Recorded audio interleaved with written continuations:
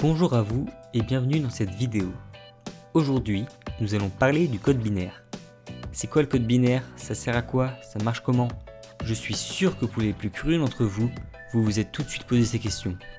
Eh bien, nous allons essayer d'y répondre dès maintenant.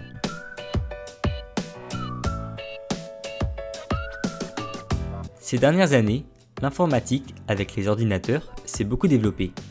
Aujourd'hui même, quasiment tout le monde possède un ordinateur. Vous êtes d'ailleurs sûrement sur un ordinateur en ce moment pour regarder cette vidéo. Mais vous ne vous êtes jamais demandé comment cela marchait derrière tout ça?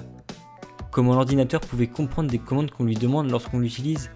Eh bien, ne vous inquiétez pas, c'est normal de ne pas savoir. Je vais donc vous expliquer.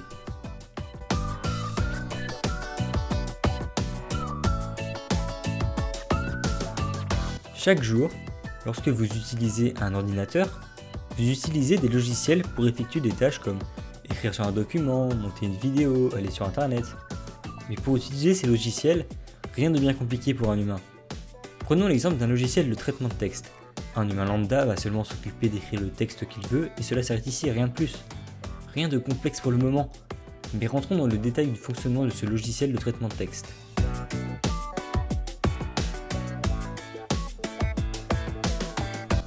Avant tout, ce que l'on doit savoir, c'est que derrière ce logiciel, il y a des développeurs.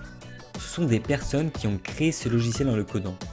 En gros, ils ont écrit des lignes d'instructions qui, par exemple, ont pour rôle de, lorsque l'on appuie sur une touche, demander à l'ordinateur d'écrire du texte. Ces instructions sont écrites dans un langage informatique, souvent un mélange entre des maths et de l'anglais. Pour résumer, lorsqu'on appuie sur une touche pour écrire dans un logiciel de traitement de texte, le logiciel va activer des instructions codées par des développeurs dans un langage particulier. Puis, un compilateur va transformer le code écrit par les développeurs en code binaire. En effet, l'ordinateur ne comprend pas le langage utilisé par les développeurs, il ne comprend seulement les instructions en binaire. C'est pour ça que le compilateur est là. Vous vous demandez peut-être pourquoi les développeurs ne codent alors pas directement en binaire? Eh bien, c'est car cela est beaucoup trop compliqué et long. Vous vous demandez aussi peut-être pourquoi les développeurs utilisent des langages spéciaux et non pas simplement l'anglais, vu que, de toute façon, le code devrait être compilé. C'est en fait pour faciliter la tâche au compilateur. Un compilateur va donc transformer les lignes de code en code binaire. Le code binaire est un système de comptage utilisant la base 2, c'est-à-dire qu'il est composé seulement de 0 et de 1. Nous, les humains, nous utilisons la base 10 pour compter. Il va donc avoir besoin de transformer les chiffres et lettres en nombre de base 2. Pour les chiffres, ce n'est pas compliqué. Ils suivent un protocole qui va les faire passer en base 2, mais pour les lettres, c'est plus complexe car il faut d'abord transformer la lettre en nombre en base 10, puis en nombre de base 2. Pour cela, un tableau de correspondance entre une lettre ou un caractère spécial tel que le point d'interrogation ou le point d'exclamation est mis en place. Ce tableau utilise une norme informatique de codage de caractères appelée ASCII. Par exemple, la lettre A, en majuscule, a pour nombre décimal 65.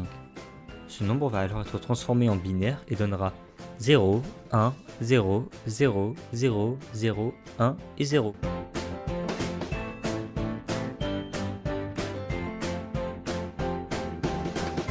Mais voyons maintenant comment transformer un nombre de base 10 en nombre de base 2.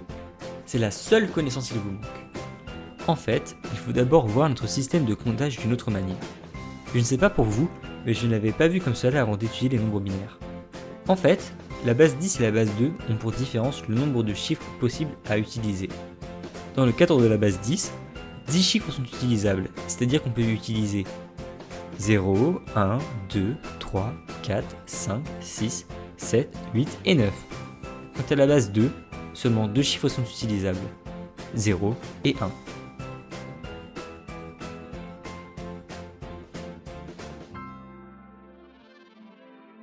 Maintenant, voyons comment écrire des nombres vu que nous savons les chiffres utilisables. Pour cela, il faut fonctionner avec des colonnes.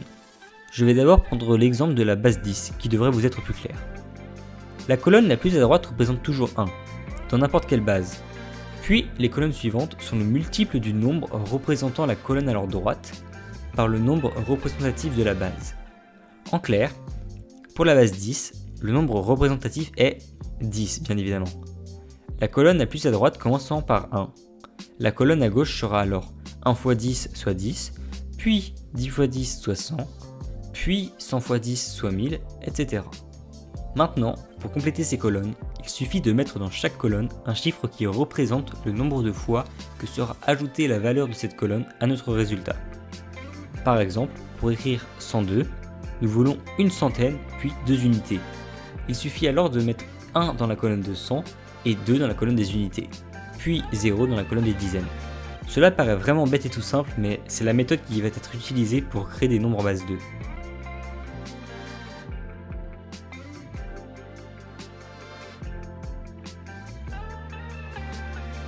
En base 2, il faudra alors compléter également ces colonnes, mais avec seulement 0 et 1. Autre différence, les colonnes représentent alors 1, puis 1 fois 2 soit 2, puis 2 fois 2 soit 4, puis 4 fois 2 soit 8, etc. On peut autrement dire que les colonnes représentent des puissances de 2. Pour remplir ces colonnes, il va falloir utiliser une certaine technique. Trouver la puissance de 2 la plus proche du nombre que l'on veut transformer de base 10 en base 2 mais inférieure. Soustraire cette puissance à notre nombre. Noter 1 dans la colonne de cette puissance. Recommencer cela jusqu'à ce que votre nombre soit égal à 0. Une fois ce résultat atteint, remplir les autres colonnes par un 0, car le nombre représentant cette colonne aura été utilisé 0 fois. Prenons un exemple, 43. La puissance de 2 la plus proche de 43 est 2 puissance 5, soit 32. 43 moins 32 est égal à 11.